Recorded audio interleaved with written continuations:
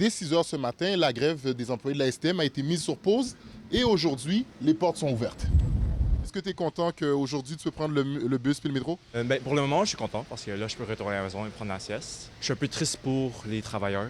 Pourquoi c'était important pour vous? Moi, je travaille dans l'aéroport. Prendre les Uber à 75, 95 le soir, c'est vraiment compliqué. C'est le fun, ça fait du bien. Mais là, j'ai un rendez-vous, justement, je vais pas me rendre à l'heure. Au moins, bonne journée.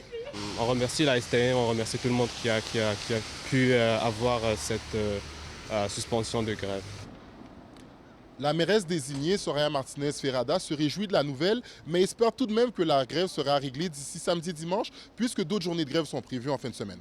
Très contente de voir le résultat des derniers jours par rapport au syndicat de l'entretien, et donc la pause et la trêve qui a été mise en place sur les mesures de grève, mais en même temps, on n'est toujours pas dans une entente de principe qui ferait qu'il mettrait fin à cette menace de grève complète cette fin de semaine. On a entendu beaucoup d'histoires dans les derniers jours, des gens qui payent des taxis, des Uber, qui marchent des heures dans la neige pour se rendre dans leur lieu de travail ou leur lieu d'études. On parle souvent des employés en grève et puis des usagers de la STM qui n'ont pas accès aux services, mais très souvent on ne parle pas des chauffeurs et de leurs conditions de travail. Donc j'ai rencontré un chauffeur qui avait ceci à nous dire. Au niveau des conditions de travail depuis la grève, c'est comment? Est-ce que vous avez vu qu'il y a des personnes qui vous manquent de respect, qui sont violents? C'est comment?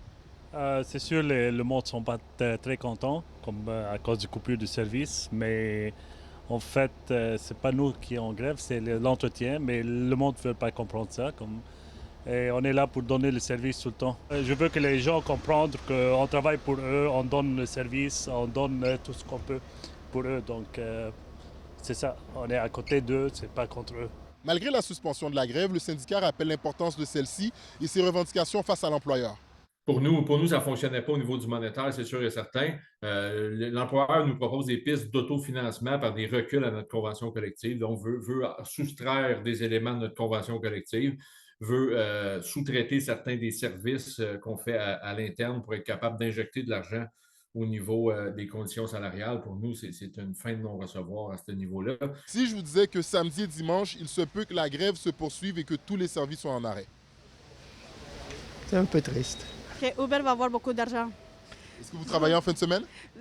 Oui, mais cette fin de semaine-là, moi, je vais call off parce que j'ai pas le choix. Une grève totale, ça va être, surtout pendant le week-end, ça va être vraiment un problème, surtout avec la neige, surtout avec tout ce qui se passe maintenant. On espère que ça ne va pas arriver. Malgré la pause sur les moyens de pression, si aucune solution n'est trouvée d'ici la fin de semaine, la métropole risquerait d'être paralysée samedi et dimanche.